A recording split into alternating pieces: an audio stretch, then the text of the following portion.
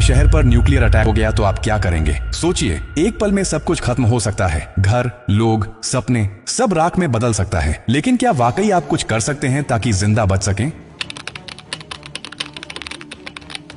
हाँ, अगर आप अभी से तैयार हैं, ये जानकारी जिंदगी और मौत के बीच की दूरी तय कर सकती है। क्योंकि जब एक न्यूक्लियर बम गिरता है तो सिर्फ धमाका ही नहीं होता, उसके बाद शुरू होता है वो खतरनाक खेल जिसे कहते हैं रेडिएशन फॉलआउट। और उसमें जो जिंदा बचता है वो भी धीरे धीरे मरने लगता है। सबसे पहले जानिए कि जैसे ही न्यूक्लियर बम गिरता है, एक तेज सफेद रोशनी आपके सामने आती है। इस रोशनी को देखना मतलब अपनी आंखों की रोशनी खो देना। आप अंधे हो सकते हैं स्थायी रूप से। इसलिए पहला कदम, जैसे ही धमाके की खबर मिले या रोशनी दिखे, तुरंत जमीन पर लेट जाइए, अपनी आंखें और कान बंद कर लीजिए और चेहरे को किसी कपड़े से ढक लीजिए। ये पहली रक्षा है। अब सवाल उठता है कि कहां जाएं? तो याद रखिए, अगर आपके आसपास कोई मेट्रो स्टेशन है, बेसमेंट है, अंडरग्राउंड पार्किंग है, तो वहीं भागिए, क्योंकि जमीन के नीचे रहना न्यूक्लियर फॉलआउट से बचने का सबसे कारगर तरीका है। लेकिन अगर कुछ नहीं है तो अपने घर को ही शेल्टर बनाना पड़ेगा। सारी खिड़कियां, दरवाजे बंद कर दीजिए। हर छोटी छोटी दरार को भी किसी कपड़े, टेप या गत्ते से बंद कीजिए। हवा का एक भी रास्ता नहीं खुला रहना चाहिए। अटैक से पहले या जैसे ही खबर मिले, आपके पास सिर्फ कुछ मिनट होंगे। उसी वक्त पानी भरिए, बाल्टी, बोतल, ड्रम, जो भी है। याद रखिए, अटैक के बाद पानी में रेडिएशन मिल सकता है। नल से पानी बिल्कुल मत पीजिए, इसीलिए पहले से स्टोर किया हुआ पानी ही जिंदगी बचाएगा। खाने के लिए ड्राई फूड रखें,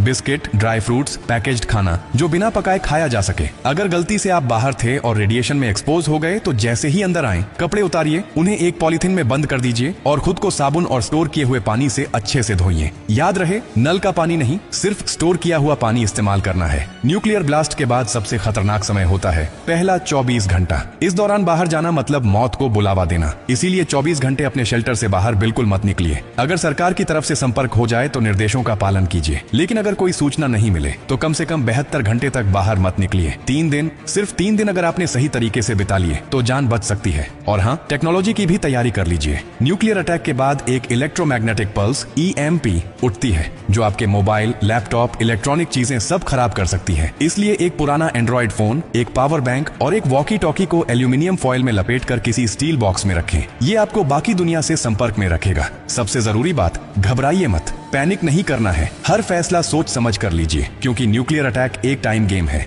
जो जितना शांत रहेगा, उसकी जान बचने के चांस उतने ही ज्यादा होंगे। और याद रखिए, ये जानकारी सिर्फ आपके लिए नहीं, बल्कि आपके परिवार, दोस्तों, पड़ोसियों और पूरे समाज के लिए है। क्या आप अकेले सुरक्षित रहना चाहते हैं? नहीं ना? तो इस जानकारी को हर उस इंसान तक पहुंचाइए जिसकी जिंदगी की आपको परवाह है। हो सकता है आपकी एक शेयर से किसी माँ का बच्चा जिंदा रह जाए, किसी पिता की आखिरी उम्मीद बच जाए, किसी बहन का भाई लौट कर घर आ जाए। और यही तो असली इंसानियत है। और हाँ, जब आप जिंदगी बांट रहे हैं तो एक वादा भी कीजिए। डॉक्टर कार्डियो की हर पोस्ट से कुछ सीखेंगे और दूसरों को भी सिखाएंगे, क्योंकि हमारा मकसद सिर्फ कंटेंट नहीं, आपकी सुरक्षा है, आपकी जिंदगी है।